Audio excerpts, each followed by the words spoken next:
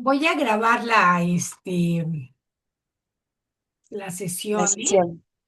Sí, Muy bien. Bueno, como si tú te das cuenta, la gran mayoría de las enfermeras somos mujeres, ¿no? sí, Y la gran mayoría de las que cuidamos en el ámbito doméstico son mujeres también. Entonces, en sí, el área de también. la salud, las que cuidamos somos mujeres y todas las personas que hacen la comida, que cuidan enfermos, que atienden a los enfermos, a los niños, la casa, todo lo que son los cuidados, también lo hacen Sí, también. mujeres, la gran mayoría, porque luego hay varones que dicen, no, yo también hago el quehacer, ¿no? Yo también lavo los trastes, ¿no? Yo también ayudo, ¿sí? Pero por los cuidados, en plural, son todas aquellas actividades indispensables para la sostenibilidad de la vida, ¿sí? O sea, tener la casa limpia es una parte en la que nosotros estamos ahí muy involucradas, ¿no? Fíjate que el cuidado, visto desde esta perspectiva de género, es algo muy importante porque se hizo visible ya de una manera a partir de los años 70 a través del trabajo doméstico, que decían que las amas de casa no hacían nada. Pero cuando vemos las amas de casa, hacemos muchas cosas, ¿no? Las que solamente se dedican a la casa.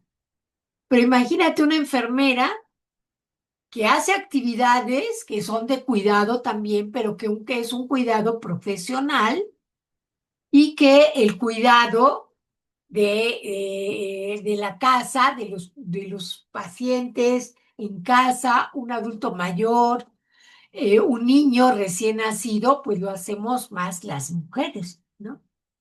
Bueno. Entonces, desde ese ámbito, quienes ejecutamos los cuidados en el ámbito privado, no remunerado, somos las hermanas, las tías, las hermosas, las sobrinas, las hijas, las sobrinas, las mujeres, ¿sí? Y en ese sentido, el cuidado es un acto desigual para las mujeres, porque a nosotras, como mujeres que percibimos un ingreso, sí nos pagan, sí nos pagan. Pero las mujeres que no, que están en casa y que son cuidadoras primarias, no se les paga, ¿no? No se les reconoce el trabajo, ¿sí? En ese sentido, el cuidado profesional y el cuidado en casa son dos actos desiguales que no habían sido visibilizados para la sociedad, ¿sí? En ese contexto, fíjate que las que somos licenciadas en enfermería, tenemos un cuidado profesional remunerado, ¿no? Y todas las que están estudiando enfermería o las que ya nos dedicamos a la carrera, somos trabajadoras de los servicios de salud del IMSS, y Bienestar, etcétera, ¿no? Pero todas nosotras, de alguna manera, por el hecho de ser mujeres, el cuidado se nos exacerba en las dos situaciones. Porque somos mujeres de territorio, nuestro cuerpo se dedica a cuidar al otro, ¿sí? Y en el caso de las mujeres, ¿qué crees? Bájale, Cuidan hijo. Bájale también el a volumen, todos, sí, ¿sí? poquito. Y No no hay nomás para que turnos. yo pueda oír. Las personas cuidan 24/7, todas las otras mujeres, los 365 días del año, ¿sí? ¿Y qué crees? Los cuerpos de las mujeres son territorios de fatiga. Esa es la hipótesis que yo les estoy planteando en esta ponencia. Los cuerpos de las mujeres ya sea que cuidamos en el ámbito privado, en el ámbito doméstico, en el ámbito profesional, somos territorios de fatiga, ¿sí? ¿Por qué? Porque aunque las mujeres que estamos en el cuidado, en el ámbito público, también existen 4 turnos. Cuidamos 24/7, los 365 días del año. Y si dobleteamos, y si estamos estudiando, y si nos estamos profesionalizando, imagínate cómo acaba nuestro cuerpo, ¿no? Por eso son territorio de fatiga, pero también somos territorio de cuidado, ¿sí? El cuerpo. ¿Sí? Visto desde estos dos grandes categorías sociales que yo estoy trabajando dentro de lo que es la género y la perspectiva de género y su relación con enfermería, pues el cuerpo tiene estas dos modalidades, estas dos categorías, ¿sí? Bueno, pero ¿qué crees? Que entonces, a partir de que somos territorios de fatiga y somos territorios de cuidado, ¿sí? Las mujeres que cuidamos también no hemos identificado que se nos ejerce violencia, diferentes tipos de violencia. Una violencia patrimonial porque a pesar de que las enfermeras ganamos, entre comillas, bien, no estamos bien pagadas, ¿sí? Ahora, emocionalmente nos confrontan muchísimo, nos hacen que nos confronten las estructuras patriarcales, como es la hegemonía médica, nos hace que toda esta estructura que nos ha formado en todos los hospitales, nos hace que emocionalmente nos desgastemos. ¿Por qué? Porque rivalizamos unas con otras, porque tenemos que estar ascendiendo, porque si no ascendemos, pues entonces no estamos entrando a la escala social, no subimos a la siguiente escala social. Y estructuralmente hemos sido violentadas, todas estas son hipótesis, porque estructuralmente no se nos ha reconocido, apenas en el IMSS se está reconociendo la licenciatura, pero no había no había dentro del nivel jerárquico la licenciatura, no se les había reconocido apenas hasta el año pasado, ¿sí? Entonces, tenemos un tipo de violencia estructural, que es ese no reconocimiento, y la violencia de patrimonial, que es no el pago equitativo, seguimos siendo mal pagadas. La violencia emocional, que nos hace que nos confrontemos entre nosotras mismas. La violencia simbólica, ¿sí? Que es que nos hipersexualicen con minifaldas o sexualicen el uniforme de enfermería con el escote o los estos para sex shops, venden mucho esa parte, ¿no? Y entonces es una parte violenta para nosotras, ¿no? Una parte violenta, ¿sí? Entonces, ¿sí? En el momento que nosotras conocemos este tipo de efectos que vivimos y que asumimos, ¿sí? También podemos identificar que o sea, ya socialmente se dice que el cuidado es un derecho humano. Tú, yo, todas las personas merecemos ser cuidadas, ¿sí? Y cuidadas desde el sentido de visibilizar ese cuidado que se tiene con una persona que tiene una discapacidad o de una persona que tiene una situación difícil de atender, ¿no? Eh, Cualquier tipo de vulnerabilidad que tengamos, las personas, por el simple hecho de ser personas vulnerables, tenemos el derecho de ser cuidadas. ¿no? Entonces, el 29 de octubre se ha denominado como el Día Internacional del Cuidado, pero se ha visibilizado mucho esa intención de visibilizar el cuidado, pero el cuidado que ejercen las mujeres que no son profesionistas, ¿sí? Y que se dedican desde hacer la comida, el quehacer, el aseo de la casa, la lavada de las cortinas, todo esto se ha visibilizado, ya lo empezaron a visibilizar, ¿sí?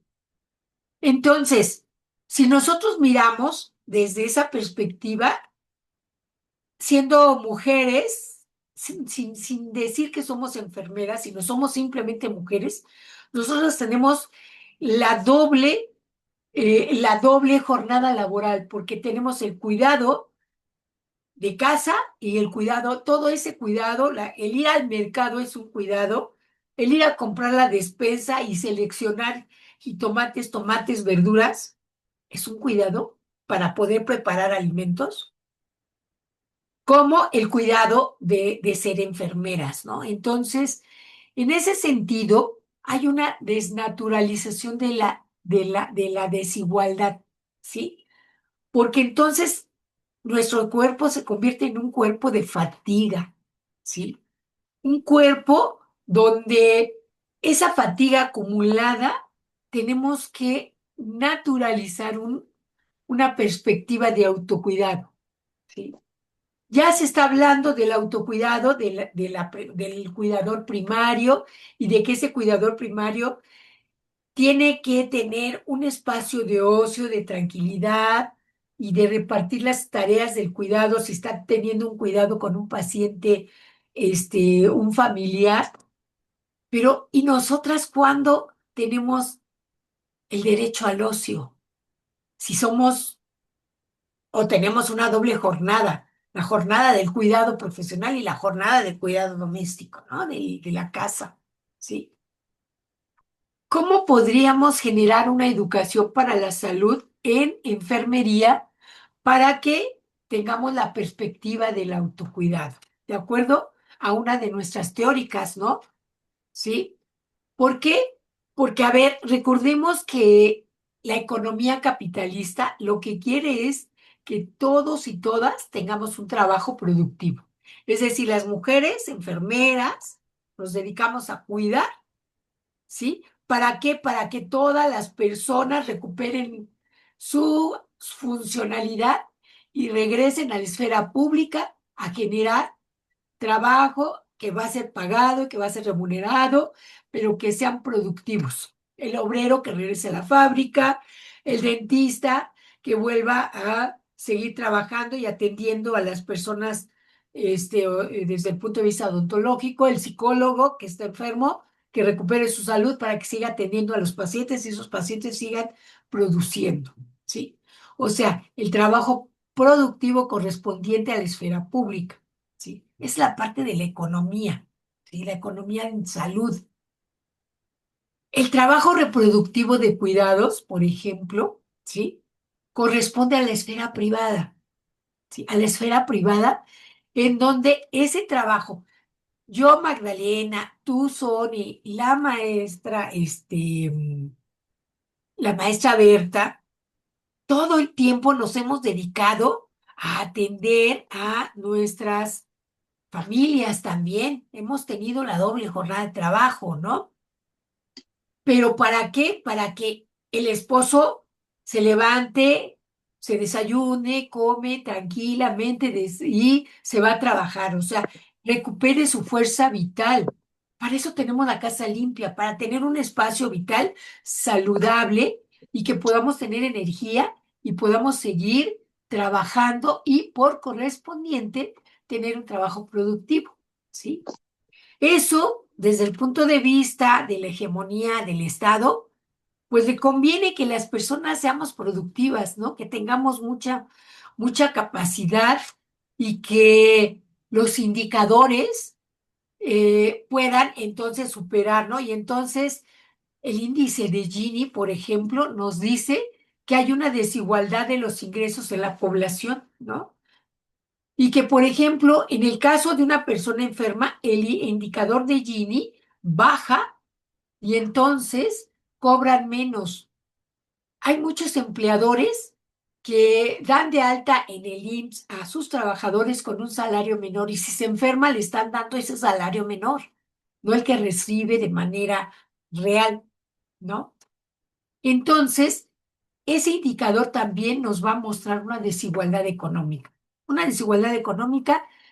que va a permitir que a lo mejor otra vez se polarice la sociedad, unos ganen más y unos ganen menos, ¿no? Ok. Desde este punto de vista, qué creen que también el índice de Gini, ¿sí? Nos va a marcar la brecha salarial que tenemos las mujeres y que se refleja en las cuidadoras primarias que no les pagan, ¿sí? Que no les pagan, ¿sí?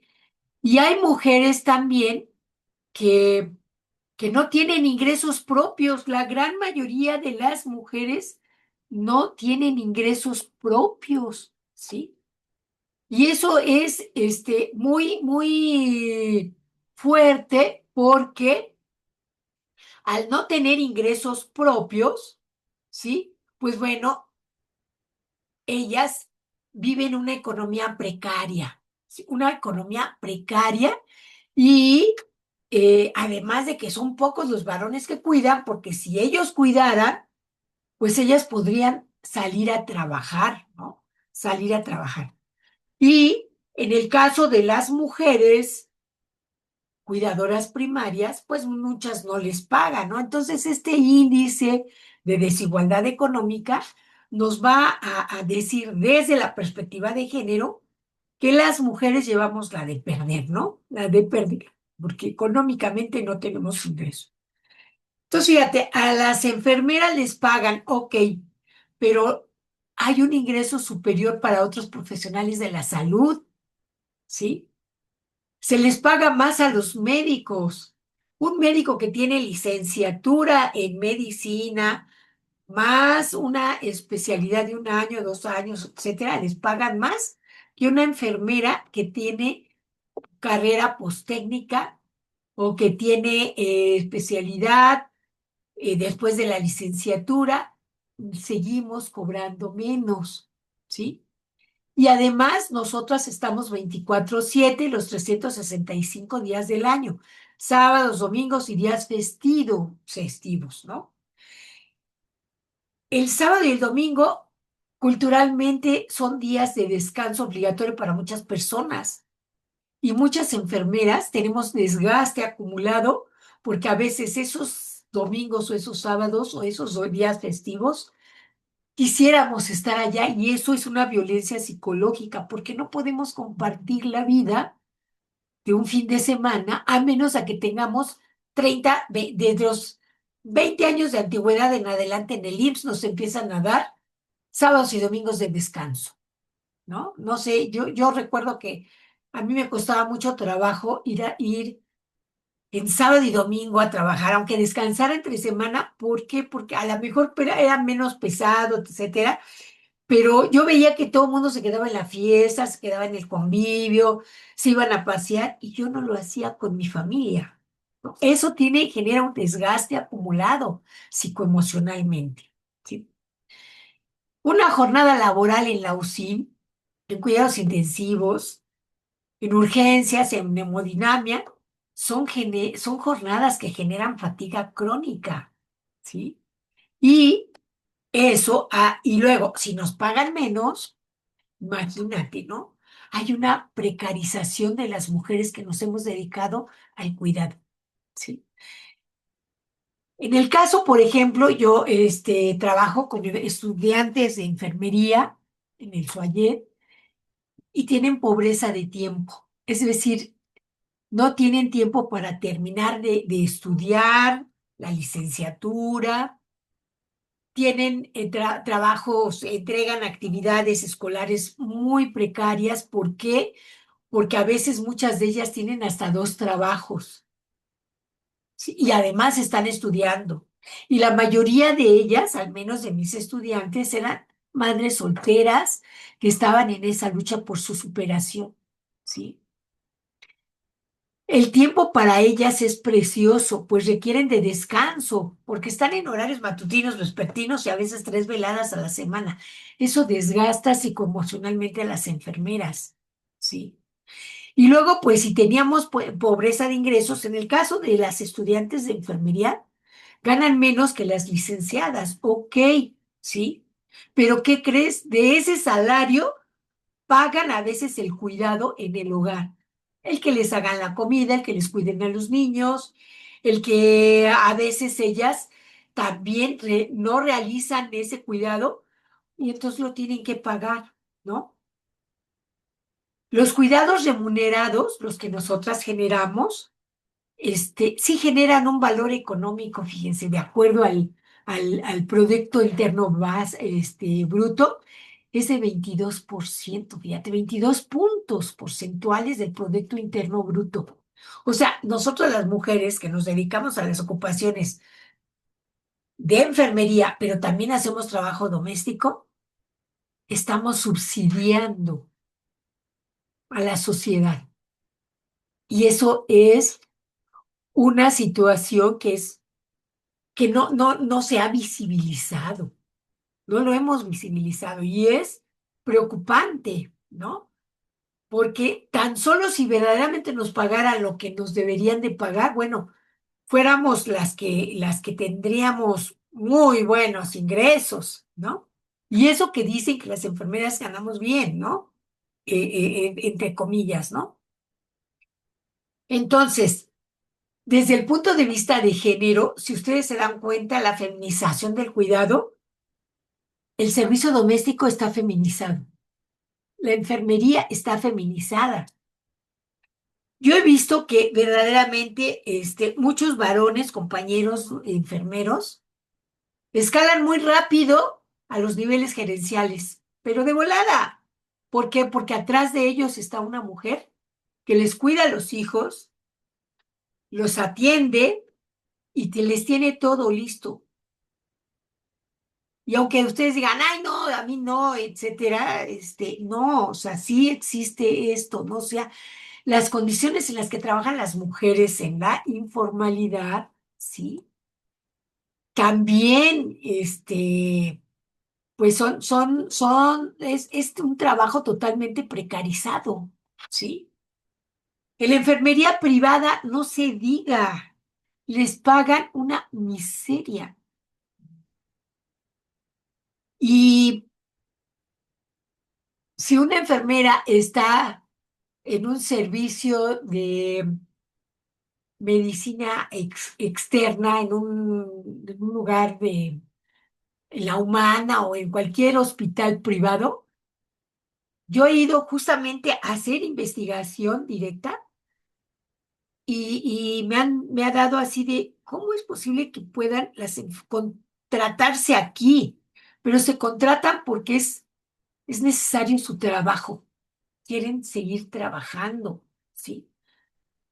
Entonces, ahora las que trabajan también en la informalidad, cuidando pacientes a domicilio, puta, a veces hasta lavarles la ropa del paciente las ponen.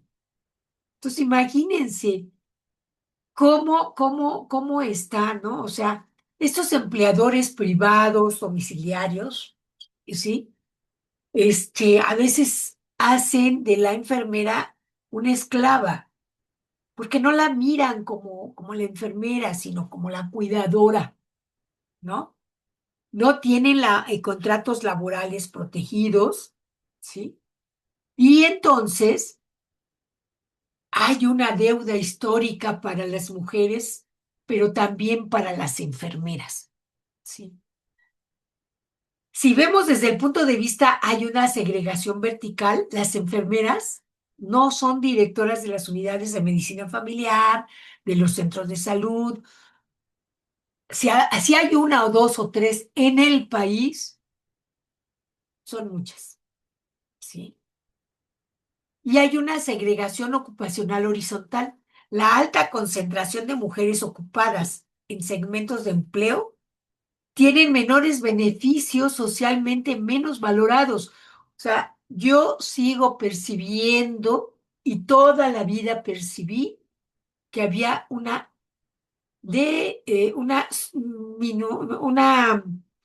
menos valoradas las enfermeras, ¿no? Yo tengo 2 licenciaturas y fui socialmente más valorada como comunicóloga que como licenciada en enfermería, ¿sí? Entonces, y eso lo ven muchas enfermeras que tienen dobles carreras. La médica dice, no, yo soy doctora en medicina, ¿sí? Entonces, vean cómo estos son notas para que reflexionemos, ¿no? Para que regresemos a ese análisis de los territorios, ¿no? Nuestros cuerpos son territorios de fatiga, ¿sí? Las mujeres sostenemos el cuidado a costa de nuestros cuerpos y a costa de nuestras vidas. Hay muchas enfermeras que están siendo atendidas en psiquiatría, que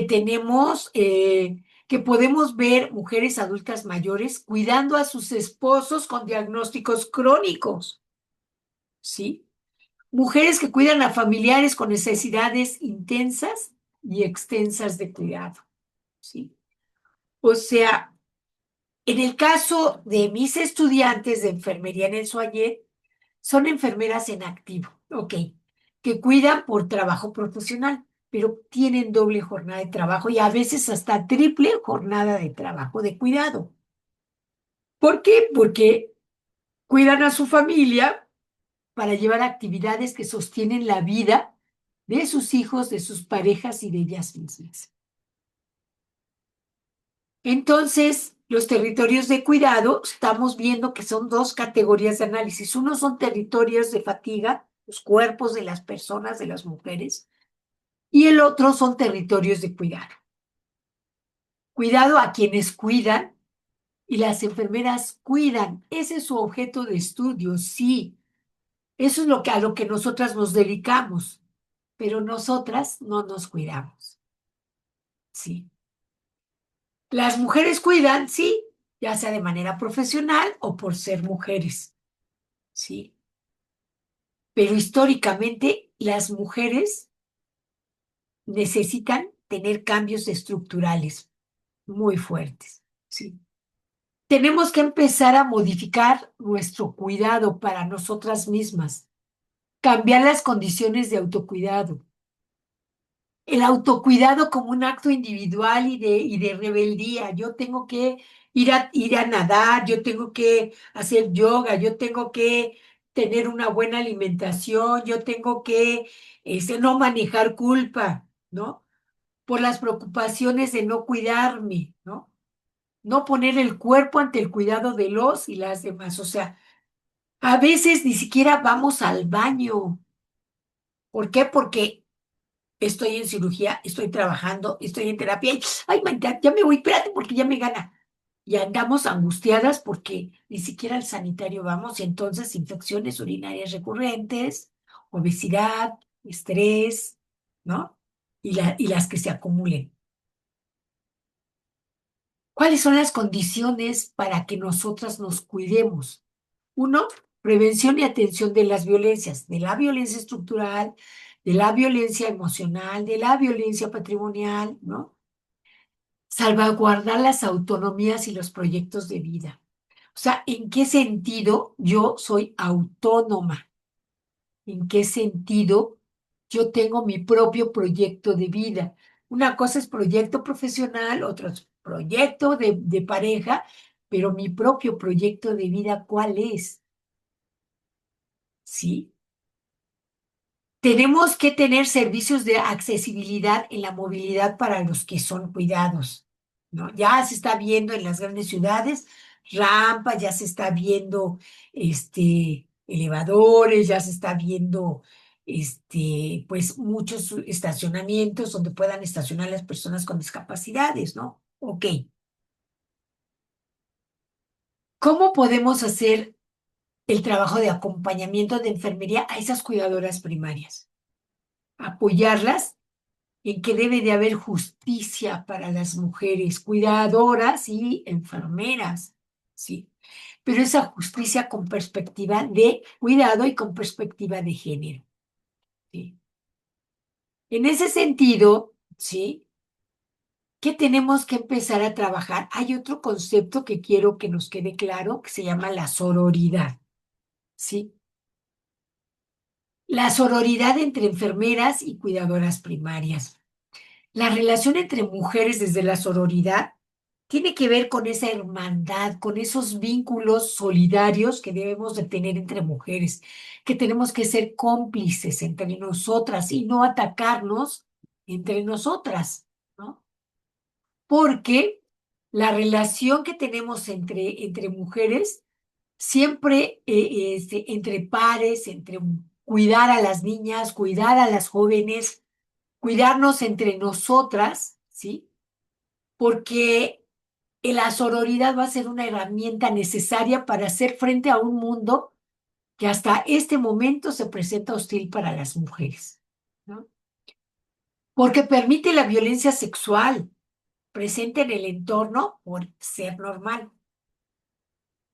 ¿Cuántas veces hemos sido hostigadas por médicos, por afanadores, por camilleros, por cualquier tipo nos está hostigando o nos involucramos sexoafectivamente con esos personajes, pues porque no tenemos otro lugar, porque nada más nos dedicamos al trabajo y a la casa y el trabajo y la casa y no nos involucramos en otros momentos, ¿no?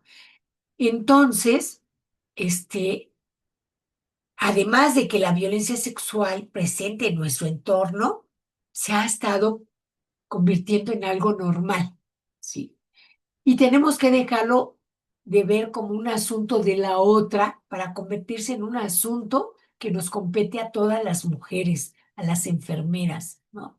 Si un médico está engañando a una compañera y nosotros lo sabemos, nuestra misión es hacer ver a la compañera que ahí puede haber un ejercicio de violencia sexual sobre de ella, porque si ella no sabe que el otro es casado, ¿a qué podríamos estar teniendo? Pero generalmente, ¿qué hacemos? La criticamos. Ay, ya la viste, ya anda con fulano, ya esto.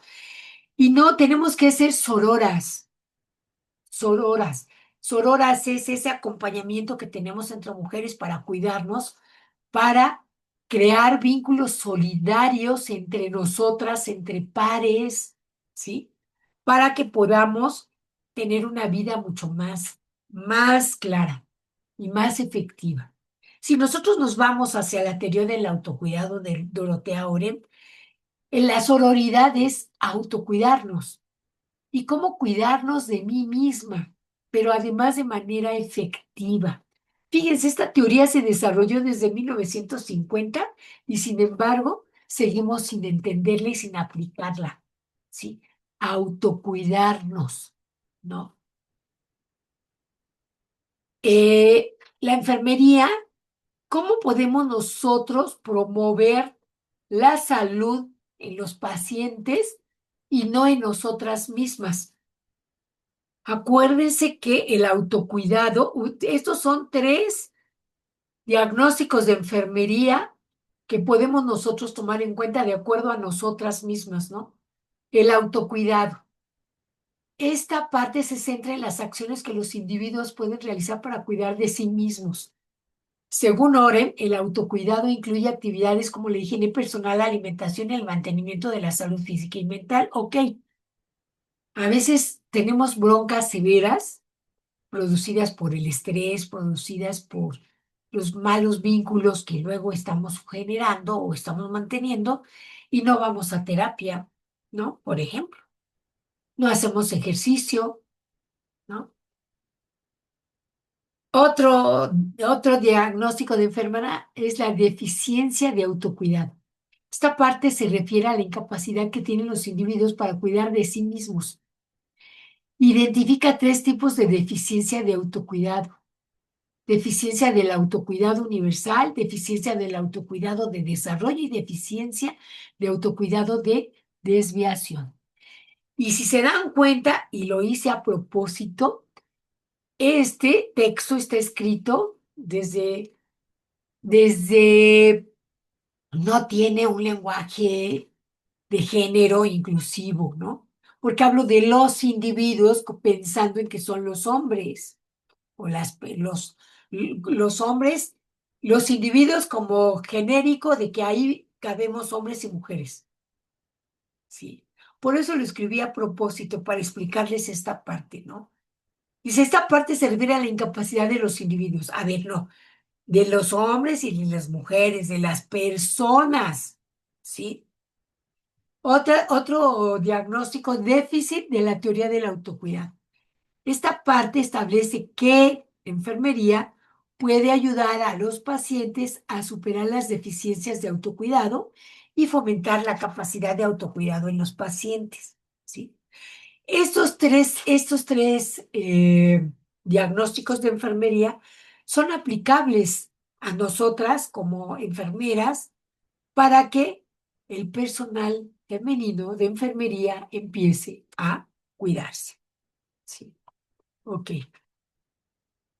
Si nosotros vemos que la Organización Mundial de la Salud nos define como el autocuidado, como la capacidad de las personas, familias y comunidades para promover la salud, prevenir enfermedades, mantener la salud y hacer frente a enfermedades y discapacidades, con o sin el apoyo de un proveedor de atención médica.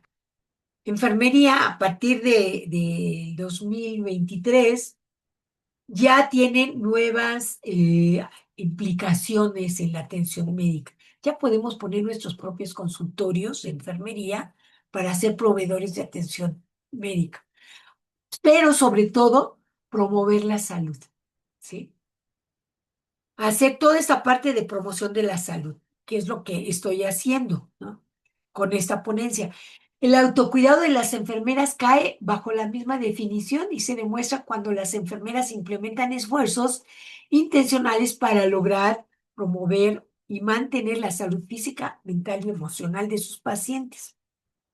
Ok. El autocuidado, ¿sí?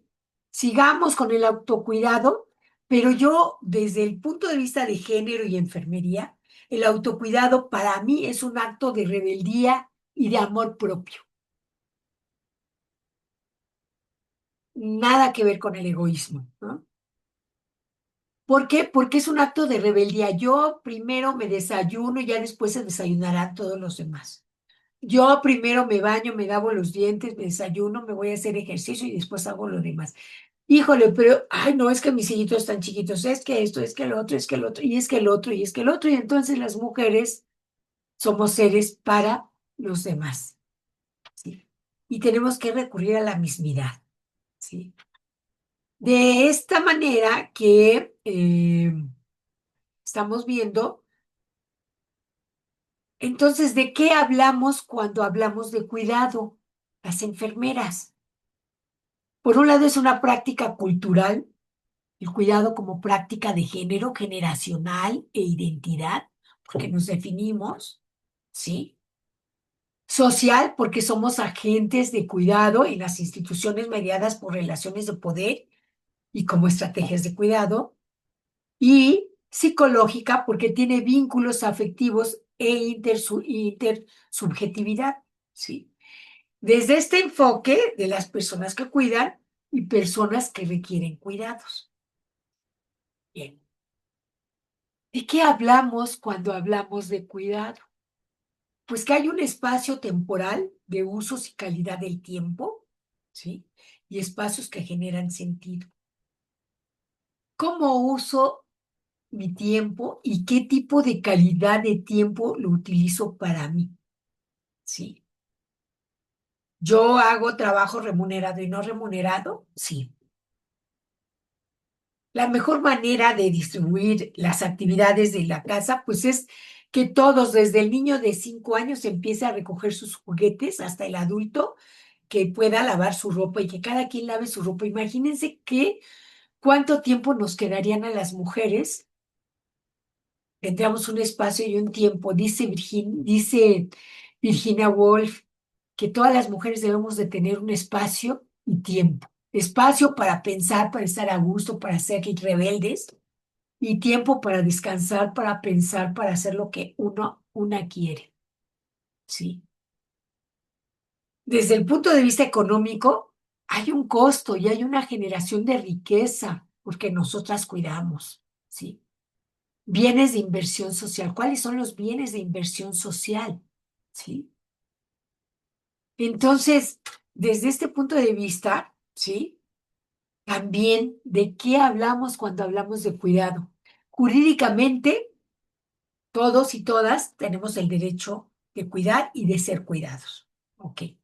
Desde el punto de vista político, tenemos que evidenciar que el cuidado genera un proceso de ciudadanización y de estado de bienestar, porque a la medida que se den de alta pacientes que puedan regresar a sus actividades, ¿sí?